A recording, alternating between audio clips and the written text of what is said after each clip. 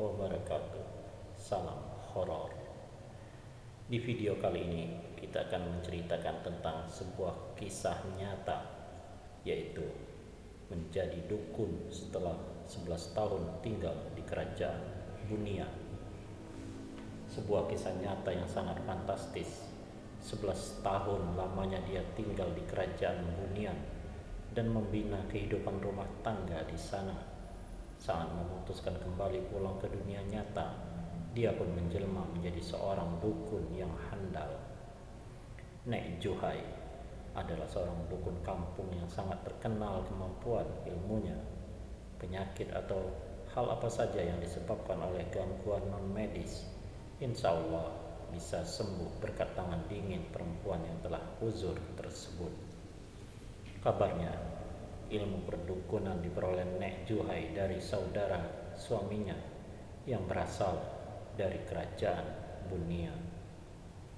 Memang, semasa muda dia telah menikah dengan bangsa Bunian. Dari pernikahannya dengan orang Bunian tersebut, Nek Juhai memperoleh 4 orang anak, 2 laki-laki dan 2 orang perempuan. Semua anaknya tinggal bersama mertuanya di kerajaan Bunian. Tidak seorang pun anaknya mau tinggal bersamanya. Meski demikian, pada waktu-waktu tertentu anak cucunya berkumpul di rumahnya. Kedatangan mereka itu tidak dapat dilihat oleh orang biasa, kecuali oleh mereka yang memiliki kemampuan indera keenam. 2 bulan sebelum Nek Juhai meninggal dunia, persisnya di akhir tahun 2007 silam, beliau atau Nek Juhai telah mengobati penyakit salah seorang bibi dari narasumber. Penyakit yang diderita sang bibi sudah diobati melalui medis, tapi tidak juga sembuh.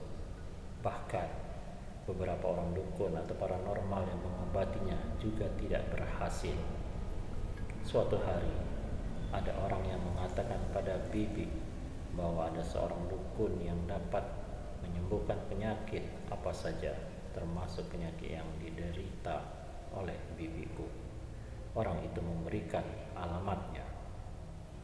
Karena bibi ingin sembuh dari penyakit yang sudah hampir selama 7 tahun itu, maka bibi meminta narasumber untuk menemaninya pergi berobat ke rumah Nek Juhai. Maka berangkatlah narasumber bersama bibi ke rumah sang nenek. Tidak sulit untuk menemukan alamatnya. Semua orang di Kecamatan Bambalan, Kabupaten Langkat, Sumatera Utara pasti mengenalnya. Nek Juhai tinggal di rumah yang cukup sederhana dan masih sangat asri lingkungannya. Saat itu, Nek Juhai menyambut kedatangan kami dengan sangat ramah. Beberapa orang pasien yang terlihat antri menunggu giliran untuk diobati penyakitnya. Umumnya yang berobat padanya pasien yang tidak dapat disembuhkan melalui pengobatan medis di rumah sakit, seperti penyakit yang diderita bibiku yang memang diduga kuat termasuk penyakit non-medis. Hasil tes darah di laboratorium menunjukkan bibi tidak menderita penyakit apapun. Fungsi darah, lever, ginjal, paru-paru dan jantungnya semuanya normal. Anehnya, setiap pukul 12 siang dan pukul 24 malam, rasa sakit menyerang hampir di seluruh bagian tubuhnya. Bila malam, sebelum penyakit itu datang, bibi mendengar suara lolongan anjing di kejauhan. Suaranya sayup-sayup hingga sang anjing itu berada di samping rumah. Gonggongannya membuat bibi meraung-raung kesakitan ataupun ketakutan. Perut bibi seketika terasa seperti ditusuk ribuan jarum dan kepalanya seperti dipalu. Yang tak kalah aneh, hanya bibi seorang yang mendengar suara lolongan anjing tersebut, sedangkan orang lain yang berada di sekitarnya tidak mendengarnya sama sekali. Kau diguna-gunai orang, nak, kata Nek Juhai setelah memeriksa keadaan bibi. Siapa yang melakukannya, Nek? Tanya bibi. Nek Juhai menggelengkan wajahnya. Kabarnya, dia memang tidak pernah mau menyebutkan orang yang melakukan serangan ilmu gaib. Tak penting kau ketahui siapa orangnya. Yang penting adalah kau bisa sembuh, katanya. Setelah berbisik, Nek Juhai kemudian menyiapkan mangkok kaca berisi air putih, bunga rampai dan jeruk purut. Setelah membaca mantra jeruk purut, dia belah menjadi dua bagian sama besar. Salah satu belahan jeruk dia letakkan di telinga kanannya. Aneh, potongan jeruk ini sepertinya dia pergunakan persis tak ubahnya seperti HP. Rupanya dia berkomunikasi dengan keluarga suaminya yang berada di alam dunia. Misteri hanya mendengar kata-kata yang diucapkan Nek Juhai saja. Sesaat setelah selesai berhubungan dengan alam gaib, tiba-tiba ada benda berbentuk bundelan dibungkus kain putih jatuh ke dalam mangkok. Sejenak narasumber terperangah melihatnya. Jelas sekali, bundelan kain itu jatuh dari atas. Padahal rumah Nek Juhai atapnya terbuat dari seng dan tidak ada orang yang menjatuhkannya. Perlahan, Nek Juhai membuka bundelan itu dengan sangat berhati-hati. Setelah terbuka, isinya boneka terbuat dari kayu.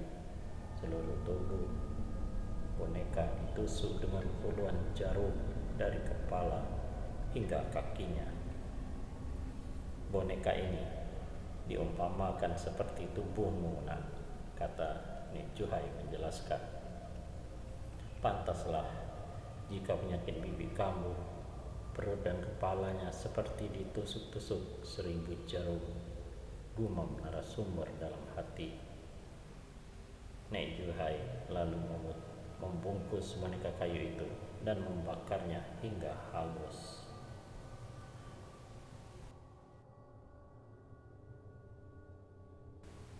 Assalamualaikum warahmatullahi wabarakatuh. Salam horor.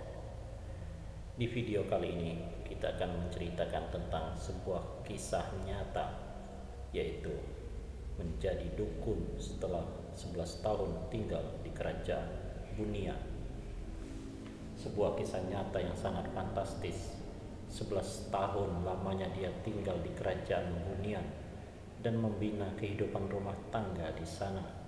Saat memutuskan kembali pulang ke dunia nyata, dia pun menjelma menjadi seorang dukun yang handal. Nek Juhai adalah seorang dukun kampung yang sangat terkenal kemampuan ilmunya.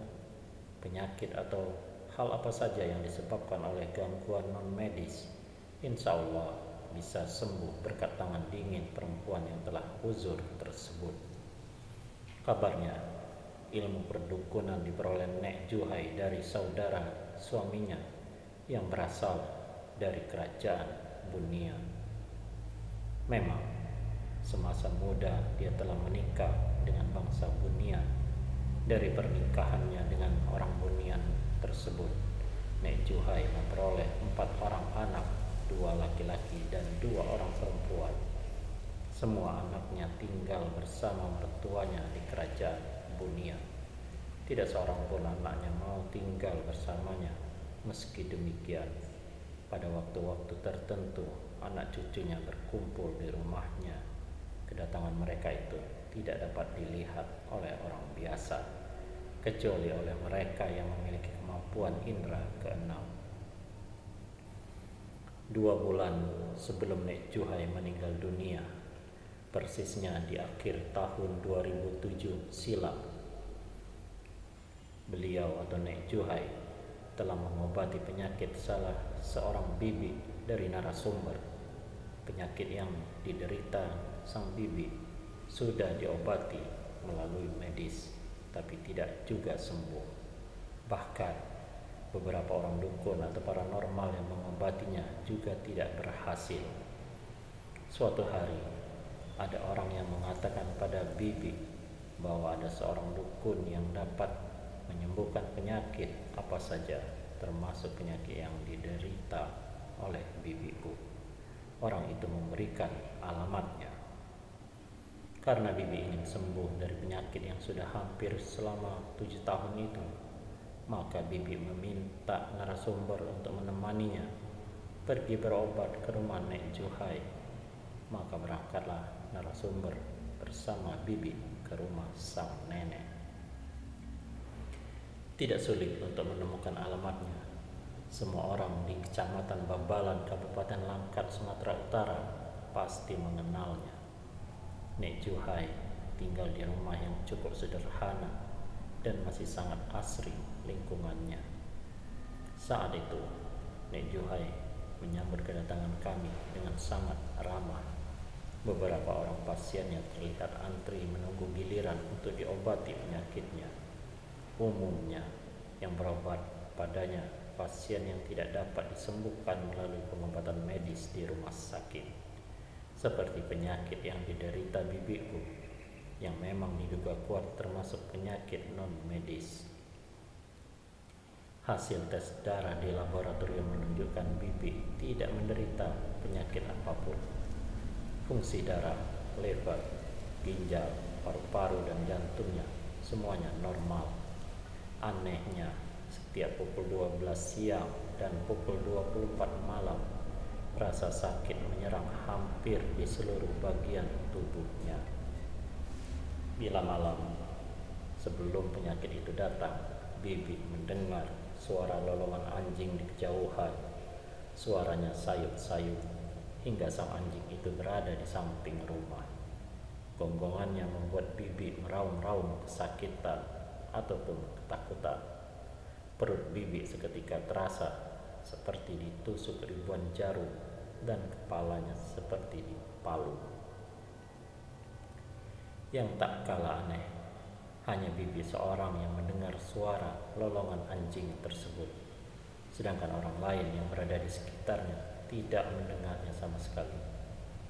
Kau diguna-gunai orang, nak, kata Nek Juhai setelah memeriksa keadaan Bibi. Siapa yang melakukannya, Nek? Tanya Bibi. Nek Juhai menggelengkan wajahnya.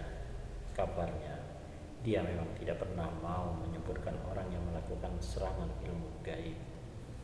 Tak penting kau ketahui siapa orangnya. Yang penting adalah kau bisa sembuh, katanya. Setelah berbisik, Nek Juhai kemudian menyiapkan mangkok kaca berisi air putih, bunga rampai, dan jeruk purut.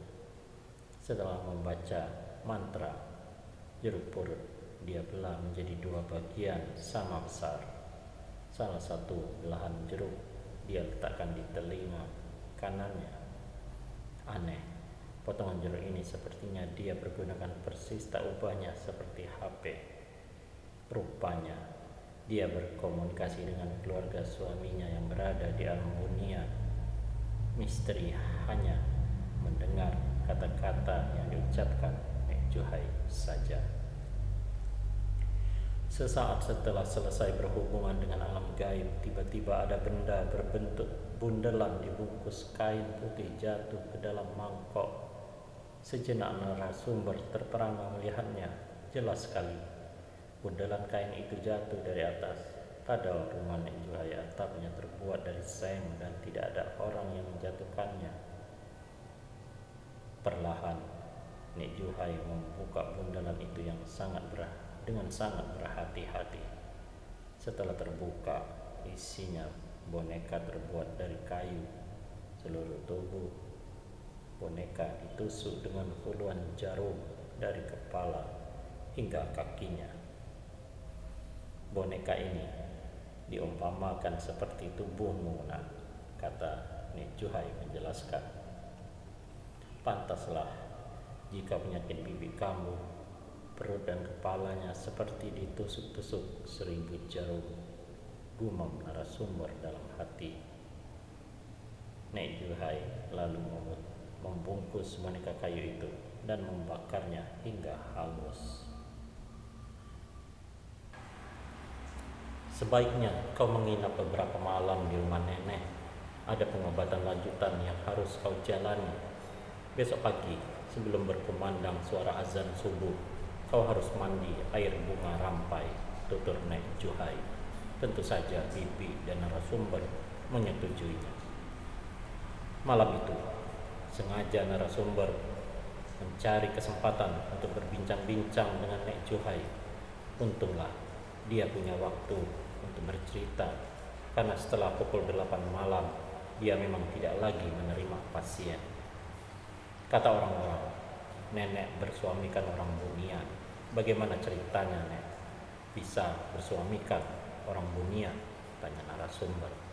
Mendengar pertanyaan ini, Nek Juhai hanya tersenyum. Kau mau mengetahui kisah nenek bersuamikan orang Bunian? Nenek Juhai malah balik bertanya. Narasumber tersenyum.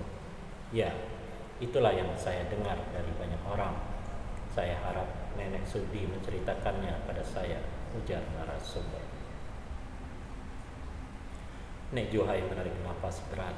Sorot matanya yang teduh itu berubah kosong, seperti menerawang jauh. Lalu, pelan-pelan dia bertutur. Beginilah ringkasan kisahnya. Saat aku baru berusia 5 tahun, ayahku meninggal dunia. Setelah ayah meninggal, ibu memutuskan tetap menjadi janda untuk menghidupiku. Ibu bekerja mengambil upahan merumput di sawah tetangga. Memang, setelah kepergian ayah, hidupku semakin miskin dan penuh dengan penderitaan. Sehari kadang makan hanya sekali. Paman dan bibiku juga hidupnya miskin. Untuk menghidupi keluarganya saja sulit, apalagi untuk membantu aku dan ibuku. Setelah lama mengidap penyakit asma, ibuku akhirnya menghembuskan nafas terakhirnya.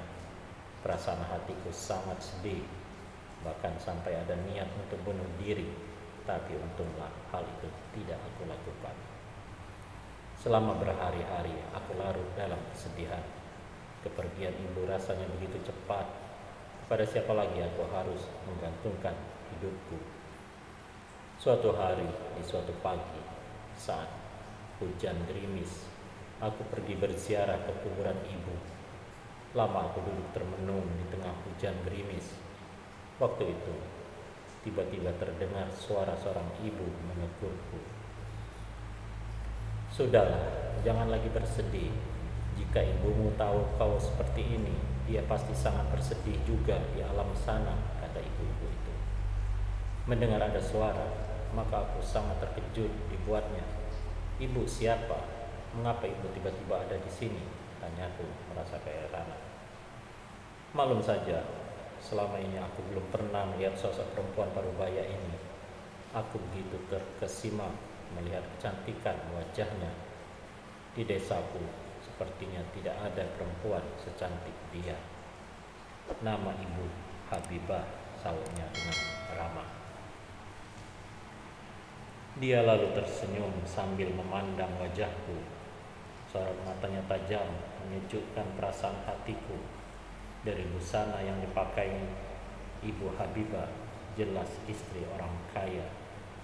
Ini terlihat dari perhiasan emas yang menghiasi leher dan pergelangan tangannya, serta cincin di jari manisnya. Aku kian terkagum-kagum melihatnya. Semua yang hidup akan merasakan mati. Beberapa hari lalu ibu meninggal dunia. Suatu saat kita juga akan mengalami peristiwa yang sama. Kau harus tabah dan ikhlas menerimanya, kata ibu Habibah menasihatiku. Tapi sekarang aku sudah tidak punya siapa-siapa lagi. Hidupku sebatang kara di dunia ini. Rasanya lebih baik aku mati saja, jawabku berkeluh kesah. Air mataku seketika kembali deras mengalir. Siapa bilang kau tidak punya siapa-siapa? Jika kau mau, kau bisa tinggal bersama ibu, katanya sambil mengusap rambutku. Hangat kurasakan menjalar ke sekujur tubuhku. Mendengar ibu Habibah berkata demikian, aku merasa tidak percaya. Apakah aku sedang bermimpi? Benarkah ibu mau memberiku tumpangan hidup? Tanyaku sambil menyusut air mata. Ibu Habibah tersenyum menyejukkan. Percayalah, ibu pasti akan menganggapmu seperti anak ibu sendiri. Mari ikut ibu, ajaknya. Dia lalu menuntunku keluar dari area kuburan. Di depan tanah pemakaman sudah menunggu mobil sedan mewah. Bagai terhipnotis, aku mengikuti saja ajakan Ibu Habibah yang menyetir sendiri mobil sedannya. Sekitar seperempat jam mobil yang dikemudikan Ibu Habibah meninggalkan desaku. Ada keanehan yang kurasakan. Semula di kiri kanan jalan aku hanya melihat hamparan persawahan dan rumah-rumah gede dan semi permanen milik penduduk. Tapi pemandangan yang kulihat kemudian bertukar menjadi perumahan mewah dan jalan beraspal yang sangat licin. Mobil-mobil mewah hilir mudik di jalan raya. Penduduk yang tinggal di sepanjang jalan sepertinya semua keluarga kaya. Mereka tinggal di perumahan elit lengkap dengan fasilitas kemegahannya. Ada kolam renang dan halaman yang asri. Bu, kita sekarang berada di mana? Tanyaku terheran-heran. Maklum saja, selama ini aku memang tidak pernah melihat rumah-rumah mewah seperti yang ada di depan mataku. Juhai, ketahuilah, kau kini berada di alam gaib. Bangsamu menyebut kami orang dunia, kata Ibu Habibah menjelaskan. Mendengar penjelasan Ibu Habibah, jantungku berdebar-debar ketakutan. Juhai, jangan cemas dan merasa takut. Ibu akan melindungimu dan menjaga keselamatanmu. Ibu beragama Islam dan sudah berulang kali pergi menunaikan ibadah haji ke tanah suci Mekah. Kita ini sesungguhnya bersaudara, dan persaudaraan sesama muslim itu digambarkan oleh baginda Rasulullah Shallallahu Alaihi Wasallam seperti bangunan tubuh kita. Jika ada salah satu anggota tubuh kita sakit, maka anggota tubuh yang lain juga ikut merasakannya, jawab Ibu Habibah yang berkata lemah lembut. Dia seolah-olah dapat membaca kegelisahan hatiku. Mendengar Ibu Habibah berkata demikian, perasaan hatiku menjadi tenang kembali. Mobil pun terus bergerak di atas jalan yang amat licin. Tak berapa lama kemudian, mobil berbelok ke sebuah rumah paling mewah di antara perumahan yang berada di sekitarnya. Apakah ini rumah Ibu Habibah? Bisik hatiku, heran dan kagum. Halaman rumah itu sangat luas dan tertata rapi dengan bunga-bunga yang indah. Ada juga kolam renang yang berair sangat jernih. Menurut hematku, rumah dinas gubernur saja yang pernah kulihat tidak sebagus dan semewah rumah Ibu Habibah. Kita sudah sampai, ini rumah ibu, kata Ibu Habibah. Aku bengong seperti seekor rusa masuk kampung. Ibu Habibah lalu mengajakku turun dan menuntunku masuk ke beranda rumah. Di depan pintu, seorang pemuda menyambut kedatangan kami. Ibu membawa siapa? Tanya pemuda itu yang sepertinya adalah putra Ibu Habibah. Wajahnya sangat tampan. Di kampungku pasti tidak ada remaja setampan ini. Dia bernama Juhai. Ibu temukan dia menangis di pusara kedua orang tuanya, jawabnya. Lalu sambil melirik ke arahku, Ibu Habibah menyambut. Juhai, ini anak ibu, namanya Haikal. Aku dan Haikal kemudian saling berjabat tangan. Ketika itu muncul juga seorang anak berusia 10 yang kemudian ku ketahui bernama Haidar.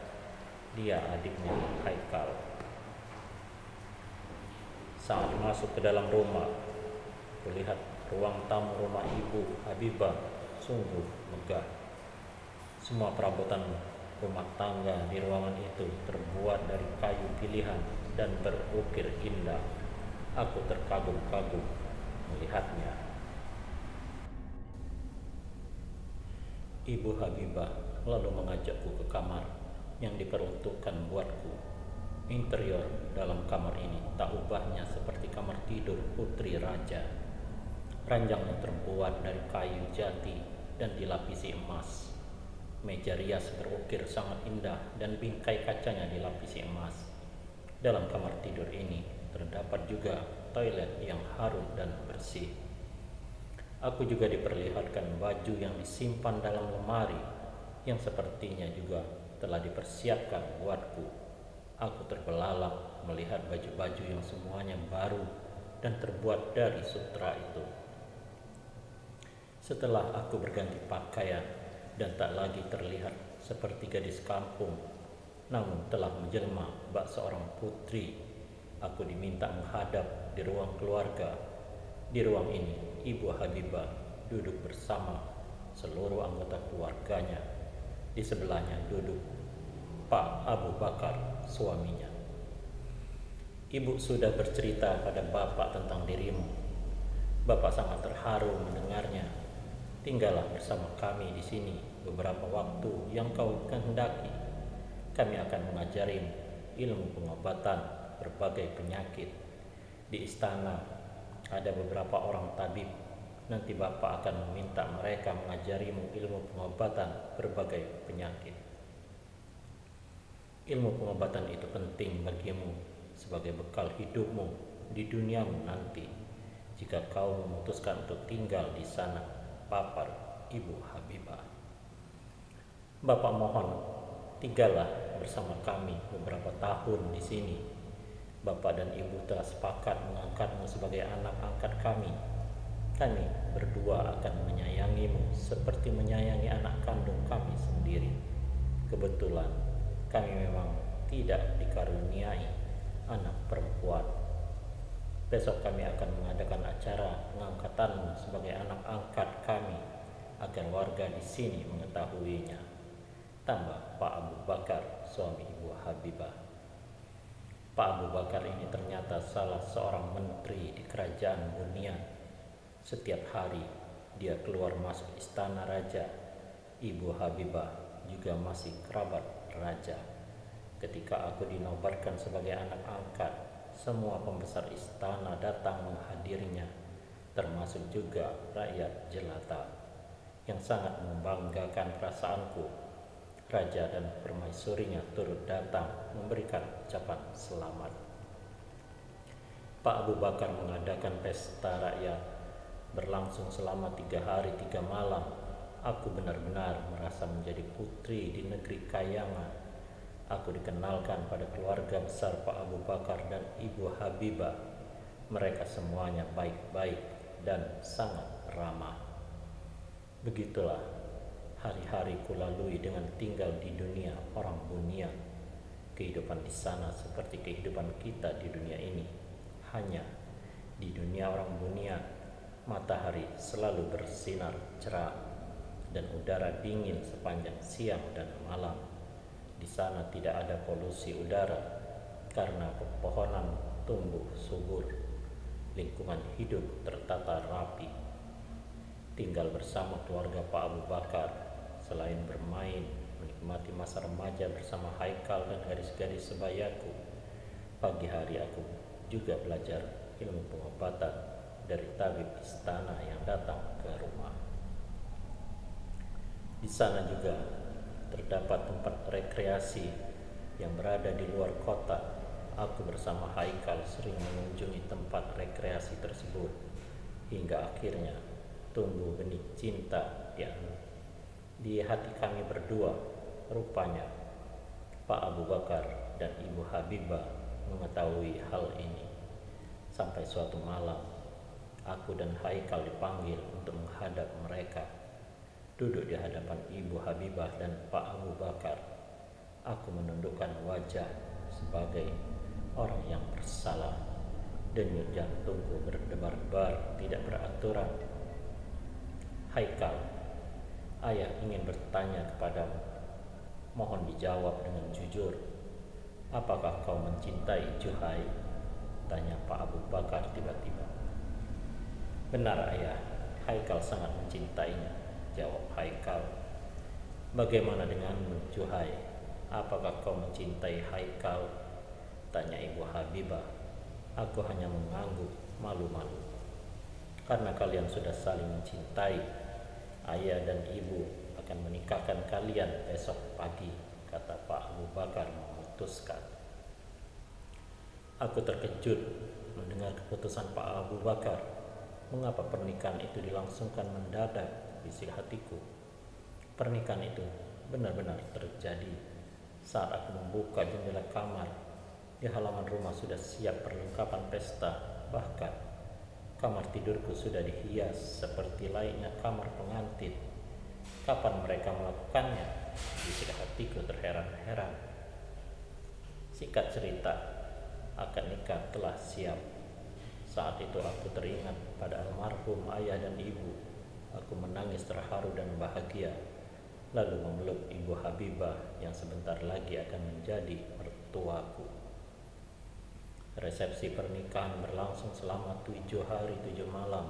Raja dan permaisuri kerajaan Bunian datang bersama semua pembesar istana. Mereka mengucapkan selamat berbahagia dan mendoakan agar perkawinan kami langgeng. Rakyat di kerajaan Bunian larut dalam kegembiraan, menikmati makanan dan hiburan selama 7 hari 7 malam.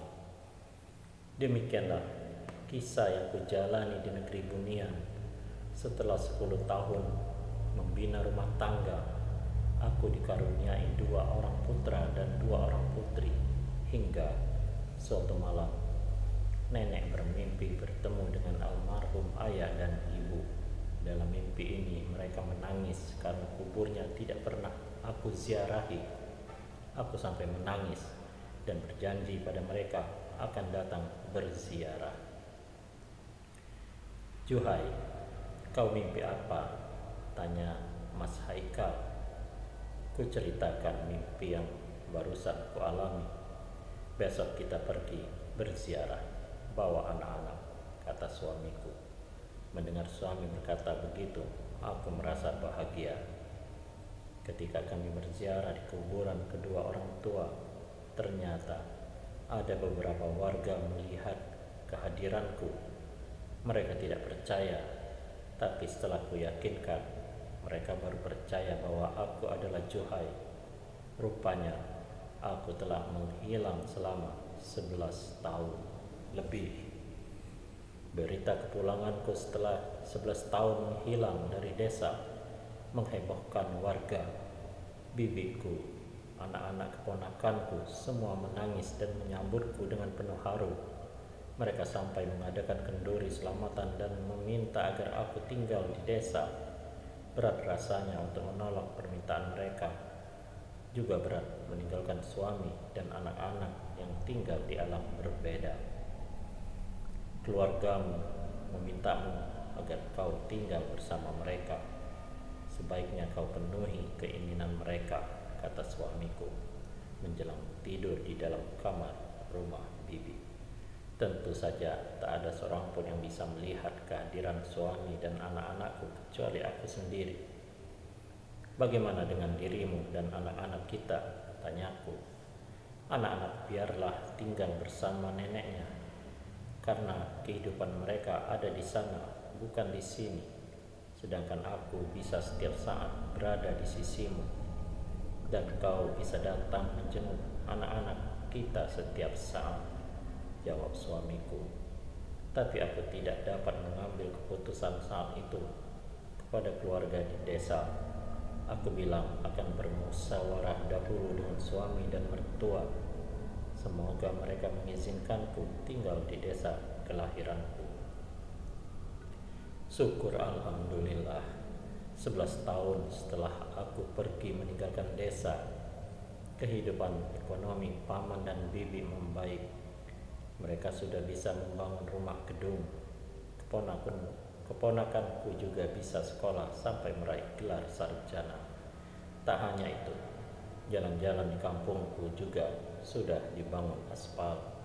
Bahkan paman juga berjanji akan membuatkan rumah buatku di tanah pusaka peninggalan almarhum ayahku jika memang aku tinggal menetap di desa.